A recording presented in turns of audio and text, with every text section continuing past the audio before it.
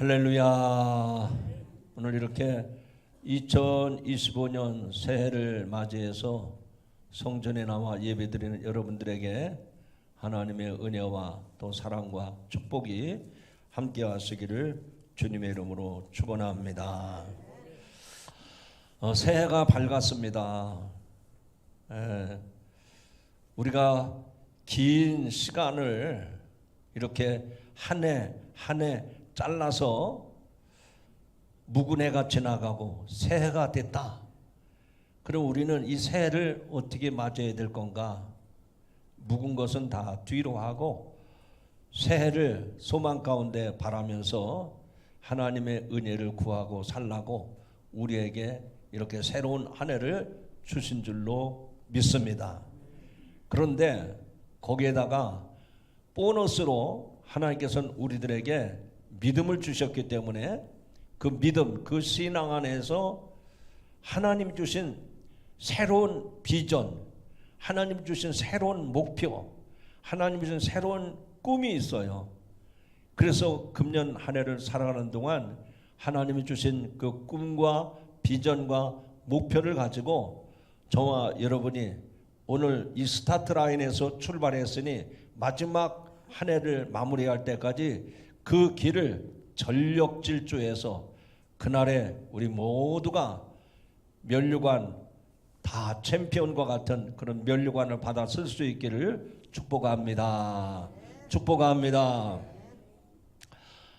저는 이 교회를 담임하는 목사로서 하나님께서 우리 교회와 우리 성도들에게 특별히 2025년 한 해에 당신들은 이런 비전을 가지고 사십시오. 당신들은 믿음을 가지고 이런 신앙의 목표를 가지고 사십시오. 그래서 우리에게 주신 표어가 있어요.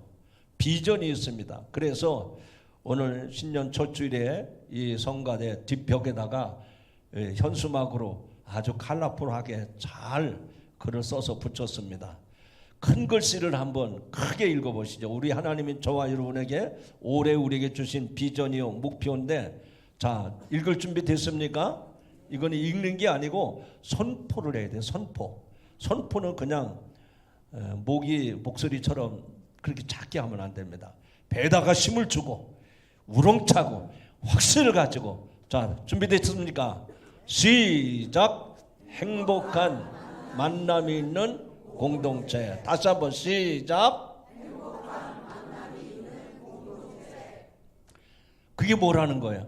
하나님이 올 한 해 동안 저와 여러분에게 당신들은 믿음 안에서 행복한 만남이 있는 공동체로 살아가라 라고 이 표어를 주셨어요. 이 비전을 주신 거예요.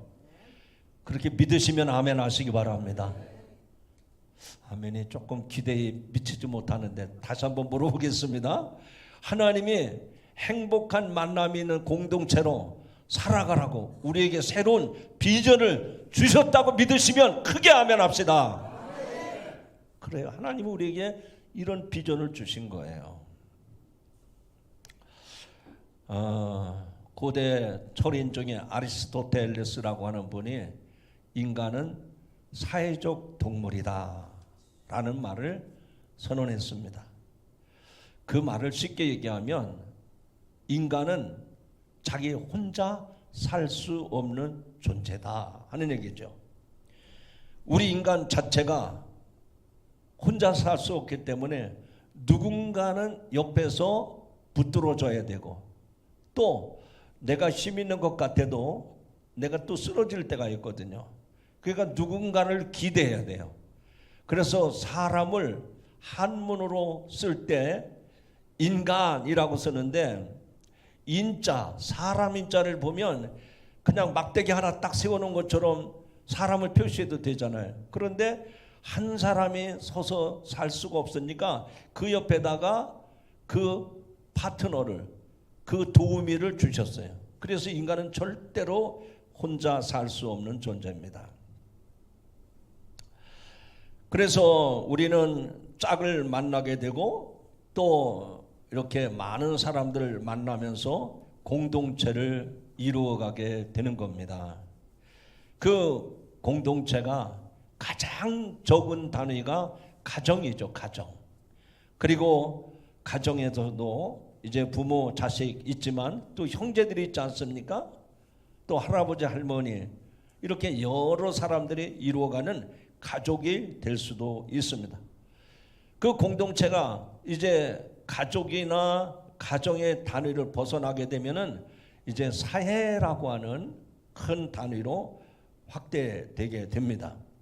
더 크게 확대한다고 하면 나라와 민족이 될 것입니다. 그러나 개인이든 공동체든 만남의 관계가 중요하다 하는 것을 알 수가 있어요. 남자, 여자가 만나서 가정을 이루고 부모, 자식이 만나서 가족을 이루고 또 당신들과 우리들, 그래서 많은 사람들이 함께 어울려 사는 공동체, 이거는 그 관계가 그만큼 중요하다고 하는 것을 우리들에게 이야기해 주고 있습니다.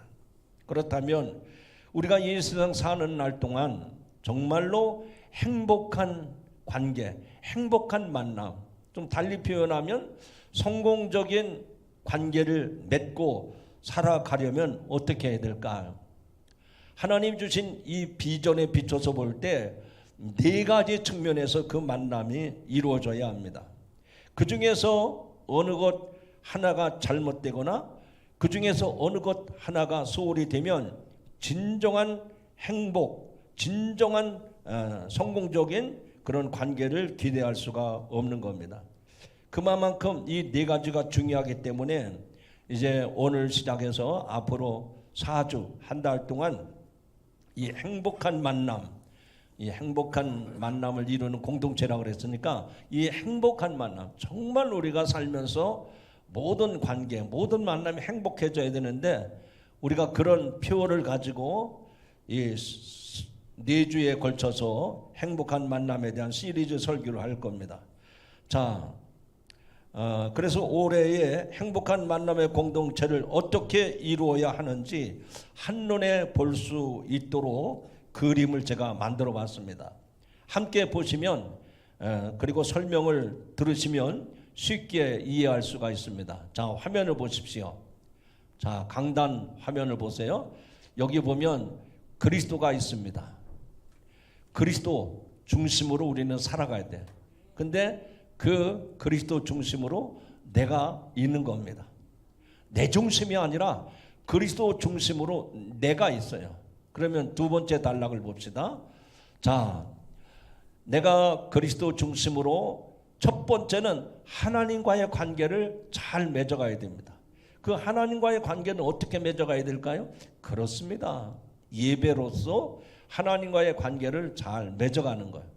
두 번째는 이제 그리스도 중심으로 살아가는 내가 나 자신과의 관계를 돌아보게 되는 겁니다. 자, 두 번째 그림이 나옵니다. 나 자신. 여러분, 내가 신앙을 가진 사람인데 내가 나 자신에게 거짓되고 성실하지 못하면 절대로 그 인생이 행복하지 않습니다. 세상에 하나님을 믿지 않는 사람도 자기 의지를 가지고 자기의 삶을 컨트롤하면서 살아가는데 우리가 믿음의 사람이라고 하면 그리스도 중심으로 살아가는 내가 나 자신에게 어떻게 해야 될까요? 그렇습니다. 하나님이 주신 말씀을 묵상하고 하나님 앞에 늘 기도 생활하는 것이 이게 나를 건강한 삶으로 세워가는 중요한 비결이 되는 겁니다. 세 번째는 이제 내가 하나님과 내가 올바른 관계를 맺고 살아가지만 하나님과 나만 잘 되면 무엇합니까?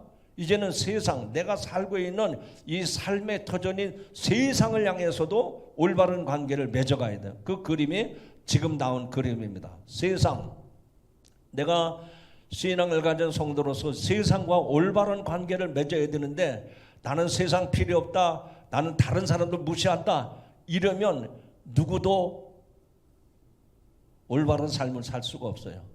오늘 이 자리에 계신 여러분, 세상 사람들, 세상과 불화했다면 그리스도의 사랑 안에서 세상과 올바른 관계를 맺고 살아가시길 바랍니다. 그래서 어떻게 해서든지 모든 사람들에게 그리스도의 복음을 전하는 것, 이것이 올바른 관계를 맺고 살아가는 모습이에요.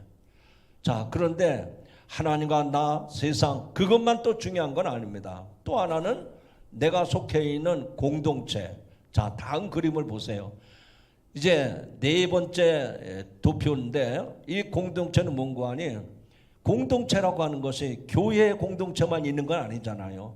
여러분의 가정도 될 수 있고, 여러분의 몸담아 일하는 직장도 될 수 있고, 그래서 이 세상에 많은 공동체가 있는데, 그 공동체 속에 여러분이 들어가서 피스메이커가 돼야 돼요. 즉 평화의 사도가 되어야 된단 말입니다. 아니, 예수 믿는 사람들이 어느 단체이든지 어느 모임에 가는데 그게 쪼개졌다, 그게 파산이 됐다, 그러면 여러분 신앙생활 잘못하는 거죠. 그래서 우리가 이 행복한 만남을 이루기 위해서는 하나님과 나, 그리고 세상과 공동체를 향해서 좋은 관계를 맺고 살아가야 되겠구나. 앞서 설명한 것처럼 나는 하나님밖에 모른다, 나는 뭐 세상이고 공동체거나 이거 필요 없다. 여러분, 제가 이 그림을 더 이상 그림으로 더 이상 표현을 못했는데, 여러분 이 네 가지가요, 바람개비라는 거 아시죠? 바람이 불 때 막 돌아가는 바람개비, 그 바람개비 한번 생각해 보세요. 그 바람개비는요, 사방으로 날개가 균형 있게 딱 있을 때 바람개비가 바람을 통해서 잘 돌아가는 거죠. 중요한 말씀을 드리는 겁니다. 이 중에 어느 것 하나만 소홀히 하면 안 돼요. 나는 교인들 신경 안 써, 나는 세상 사람들이 뭘 해도 나는 그거 나 상관 안 해, 그거 잘하는 게 아니에요. 이 네 가지 바람개비 날개가 있어서 이게 저항을 받으면 멋지게 돌아갈 때 거기에 에너지가 생기고 거기에 놀라운 파워가 일어나게 되는 줄로 믿습니다. 자, 행복한 만남을 위한 도표로 이렇게 그림을 그려서 설명을 드렸는데, 이해가 되셨으면 아멘 하시기 바랍니다. 이게 만드느라고 얼마나 고생한 줄 알아요? 여러분이 한눈에 딱 들어오도록 이제 이미지화 시킨 거예요. 이제 중요한 것은 오늘부터 저 네 가지 바람개비를 하나씩 이제 설명을 드리려고 합니다. 첫 번째는 하나님과의 관계를 내가 어떻게 맺어갈 것인가. 아까 예배를 통해서 하나님과의 관계를 맺어가야 된다 하는데, 오늘 읽은 말씀이 바로 그런 내용입니다. 자, 오늘 읽은 말씀을 제가 약간 부언 설명을 드리면, 모세의 중보 기도에 응답하셨던 하나님은 모세에게 이제는 이스라엘 백성을 데리고 가나안 땅을 향해 가라고 명령을 내리십니다. 그러나 하나님께서는 이스라엘 백성과 함께하지 않겠다고 밝히십니다. 그리고 모세는 하나님과 대화하기 위해 진 밖에 있는 해막으로 향합니다. 여기서의 해막은 우리가 잘 아는 구약 성경에 보면 출애굽 이후에 하나님의 성막을 지으라고 했잖아요. 그러나 성막이 세워지기 전까지 이스라엘 백성들이 하나님과 함께했던 임시 장막입니다. 이 해막은 이스라엘 백성의 진 밖에 멀리 떨어져 있었습니다. 그래서 하나님의 뜻을 구하고자 하는 백성은 이 해막으로 나가서 하나님과 교제를 했던 것입니다. 이때 이스라엘 백성은 각자 자신의 장막 문에, 개인이 사는 집을 장막이라고 그럽니다. 각자 자신의 장막 문에 서서 하나님과 모세가 만나는 그 해막을, 멀리 있는 그 해막을 바라보면서 자세하게 지켜보았습니다. 백성이 해막을 바라볼 때 모세가 해막 안으로 들어가면 그 해막 문 앞에 구름 기둥이 내리고 하나님의 임재와 영광이 나타났습니다. 모세가 해막에서 하나님과 대면에 친구처럼 친밀하게 대화를 나눕니다. 이는 모세와 하나님과의 친밀한 관계를 보여줄 뿐만 아니라 모세가 하나님의 특별한 은총을 받고 있음을 보여주는 장면입니다. 그래서 이스라엘 백성도 하나님의 임재를 바라보면서 자신의 자리에서 하나님을 예배했다고 했습니다. 하나님의 임재 앞에서 모세는 백성을 위해서 중보기도를 했고, 백성들은 그 하나님의 임재 앞에서 자신들의 잘못을 뉘우치는 마음으로 회개를 합니다. 하나님이 모세와 친밀한 대화를 나누시는 모습을 모든 백성들이 장막 앞에서 지켜보았습니다. 그들 안에도 안도의 마음과 두려운 마음이 동시에 들어섰을 것입니다. 그런 마음으로 백성은 해막에 들여온 구름 기둥을 바라보면서 각자의 장막에서 하나님을 예배했습니다. 자, 그러면 이렇게 모세가 해막 가운데 하나님의 임재를 상징하는 구름이 들이오는 그 장면에, 그 상황에서 하나님과 아주 친밀한 대화를 나누고 백성들은 각자 자기 집 장막에서 그 모습을 바라보면서 경건한 마음을 갖게 됐다고 했지 않습니까? 그러면 이 내용이 뭘 말하는 걸까? 그렇습니다. 표어처럼 행복한 만남, 행복한 관계가 세워지는 모습을 우리들에게 보여주는 말씀입니다. 사랑하는 성도 여러분, 오늘 이 말씀처럼 과연 행복한 만남은 어떻게 이루어지는가? 우리들의 세상을 살면서 불행하고 화를 자초하는 삶이 아니라 우리가 짧든 길든 행복한 인생, 행복한 관계, 행복한 정말 성공적인 인생을 살아가고 싶지 않습니까? 그렇다면 어떻게 해야 행복한 관계, 행복한 만남이 세워지는가? 오늘 짧게 세 가지로 말씀을 드립니다. 첫 번째, 따라합시다. 행복한 만남은 여호와를 앙모하는 것입니다. 이스라엘 백성들이 모세가 그 해막으로 나갈 때 모든 백성들이 장막 앞에서 여호와를 앙모했습니다. 이렇게 모세가 진으로부터 멀리 떨어져 있는 곳에 하나님과의 만남을 위한 해막을 쳤을 때에 그 해막을 향해 나가는 자들이 있었습니다. 모세가 해막으로 나갔고 여호와를 앙모하는 자들이 해막으로 나갔던 것입니다. 모든 이스라엘 백성들이 하나님과의 만남의 장소인 해막으로 나간 것이 아니라 지도자인 모세와 여호와를 앙모하는 소수의 사람들이 그 해막으로 나갔습니다. 그러면 구체적으로 여호와를 앙모한다는 것이 무엇일까? 쉽게 말씀을 드립니다. 여호와를 앙모한다는 말은 여호와 하나님을 간절히 찾는 것이 앙모하는 것입니다. 그러니까 그 시대에도 공동체의 죄를 깊이 깨닫고 여호와를 간절히 찾는 소수의 사람들이 있었다는 것입니다. 이사야서 40장 31절에 보니까 여호와를 앙모하는 자는 새 힘을 얻으리니 독수리가 날개를 치며 올라감 같을 것이요 다른 박질하여도 곤비치 아니하겠고 걸어가도 피곤하지 아니하리라 말씀을 합니다. 사랑하는 성도 여러분, 2025년도는 지난해처럼 그렇게 들쑥날쑥하지 마시고 전심으로 여호와를 찾고 구하는 여러분들이 되시기를 주님의 이름으로 축원합니다. 그런 자들은 하나님과의 행복한 만남을 이루어갈 수가 있는 거예요. 다시 말하면 이 세상 사는 동안 성공적인 삶을 살 수 있다는 얘기입니다. 자, 우리 성도들과 서로 이제 악수를 하든지 눈을 마주치면서 다짐합시다. 여호와를 앙모하는 것이 행복한 만남입니다. 오늘도 여러분 이 성전에 나올 때 어떤 마음, 어떤 모습으로 오셨습니까? 야, 눈이 오는데 길은 미끄럽고 갈까 말까 귀찮지만 가자. 이렇게 습관적으로 형식적으로 나오지 않으셨을 겁니다. 오늘도 내가 예배한 한 시간을 통해서 하나님을 간절히 찾고 사모하는 마음, 여호와를 앙모하는 마음으로 오셨기 때문에 여러분은 행복의 만남을 이미 시작한 성도인 줄로 믿으시면 아멘 하시기 바랍니다. 두 번째로 행복한 만남은 따라합시다. 여호와의 임재를 경험하게 됩니다. 행복한 만남을 이루는 사람들은 하나님의 임재를 경험한다는 얘기입니다. 이렇게 여호와를 앙모하는 자들의 해막을 향해 나갔지만 절대 다수의 이스라엘 백성들은 자기 장막에 머무르며 바라만 봤습니다. 왜 절대 다수의 사람들은 해막으로 나가지 않고 그 장막 안에 머물러 있었을까요?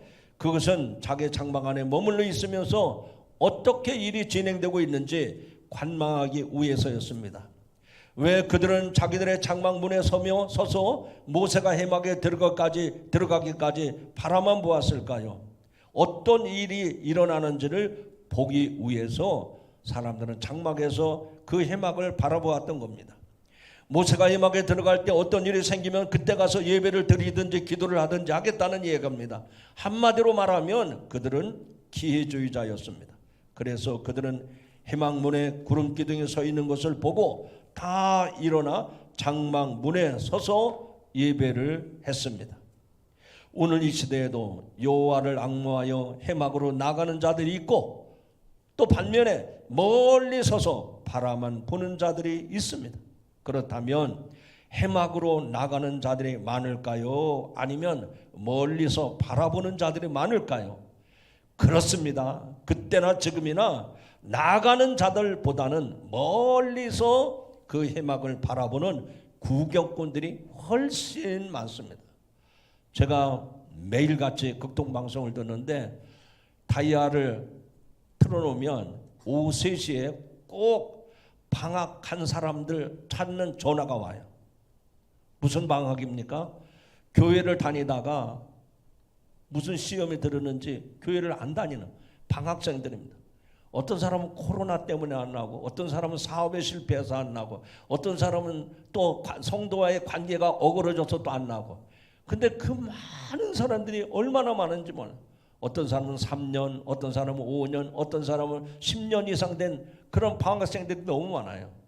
무슨 말인가 하니 정말 그 해막에 여호와의 영광이 임재하는 것을 계속 바라보고 그 해막 안으로 나가는 사람이 있는가 하면 멀리 서서 관망하고 그 상황을 살피는 구경꾼 같은 사람들이 많다는 얘기입니다.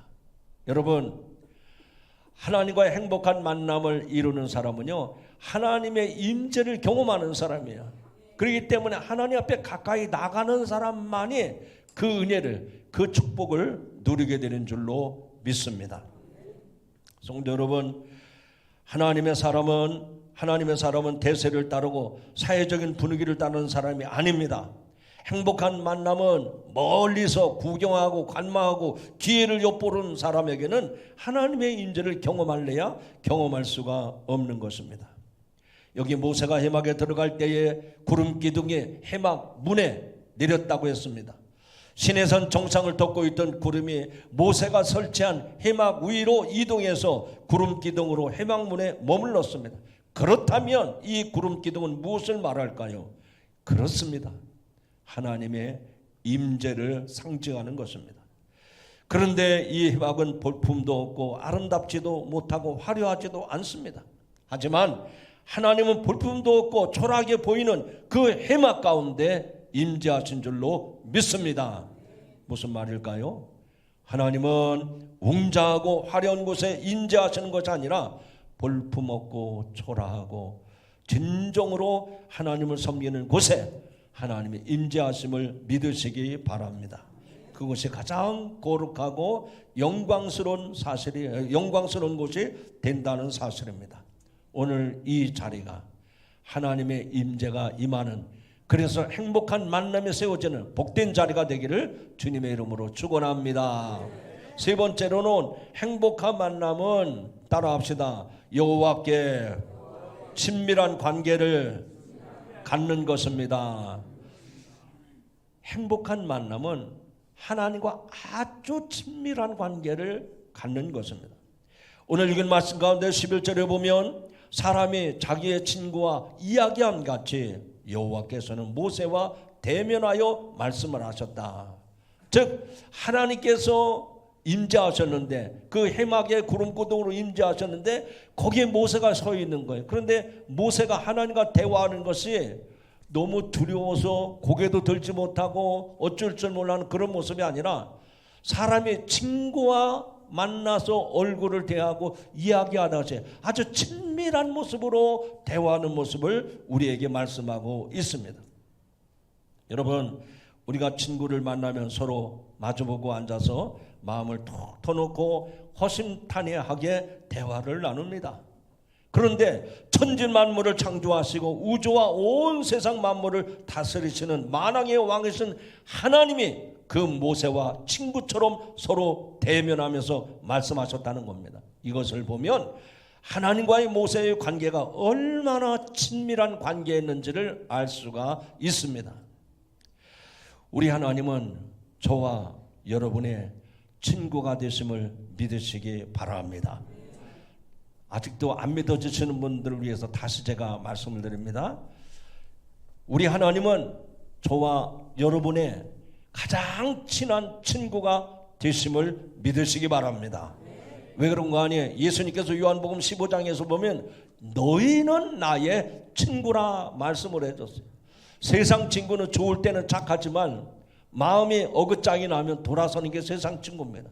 그런데 예수님은 한 번도 우리를 마다하지 않으셨습니다. 세상에 이런 종교는 없습니다. 이 세상에 그 어떤 신이 연약한 피조물을 향해서 너는 나의 친구야, 너는 나의 친구야 말한 적이 있습니까? 그런데 이 세상을 창조하신 하나님께서, 만왕의 왕이신 하나님께서 오늘 저와 여러분을 향해서 너는 나의 친구라 라고 인정해 주셨습니다. 그렇다면 여러분은 오늘 하나님의 친구로서 그 모세처럼 하나님과 친밀한 교제를 나누고 이루고 살아가기를 주님의 이름으로 축원합니다. 사람이 자기 친구와 이야기하듯이 하나님과 마음을 툭 터놓고 허심탄회하게 대화를 나누시고 살아가야 됩니다. 여러분, 우리가 어려움을 당할 때, 또 괴롭고 힘든 일을 당할 때 우리의 마음을 이렇게 가눌 수가 없어서 친한 친구한테 찾아갑니다. 그러나 그 친구의 조언이 약간의 유익은 있을지 모르지만 인생의 근본적인 문제를 해결해 주지 못합니다. 그러나 우리 주 예수 그리스도는 저와 여러분의 영원한 친구가 되어 주시어서 그 문제를 주시기도 하셨지만 그 문제를 해결해 주시고 능히 이기게 하시는 영원한 주님 있음을 믿으시면 아멘 하시기 바랍니다. 그래서 세상 친구를 착하기보다는 영원한 나의 주님, 그분을 여러분의 친구로 모시고 살아가기를 주님의 이름으로 축원합니다. 고대시대 페르시아에 있었던 이야기입니다. 여행을 하던 한 나그네가 진흙, 그 점토죠, 그 점토 한 덩어리를 발견했습니다. 그런데 무엇인가 다른 분위기를 느낀 나그네가 그 점토를 주워들고 들여다보았을 때 아주 향기로운 냄새가 났습니다. 그래서 나그네는 그 진흙 점토에게 물어봤습니다. 이 고상하고 그윽한 향기가 왜 나는 것일까? 그러자 그 점토가 그 나그네에게 이렇게 속삭입니다. 예, 나는 말이죠, 아주 예쁘고 기품이 있는 장미꽃과 함께 있었답니다. 그 진흙, 그 점토가 향기 나는 장미꽃과 함께 있었기 때문에 내 흙에서 아름다운 장미 향기가 나는 것입니다 라고 대답을 했더라는 겁니다. 여러분, 이것은 무엇을 얘기합니까? 우리가 인생을 사는 동안 무엇을 가까이 하느냐에 따라서 삶의 질이 달라집니다. 삶의 결과도 달라지는 겁니다. 생선을 꿰맸던 새끼줄은 비린내가 날 수밖에 없습니다. 커피알을 담았던 종이에는 커피향이 나오는 것입니다. 지구가 태양과 가까워질 때 녹음방초가 우거지고 꽃이 만발한 여름이 되는 겁니다. 반면에 지구가 태양과 멀어질 때 춥고 차가운 겨울이 되는 것 아닙니까? 모세는 이스라엘 백성들을 출애굽시켰습니다.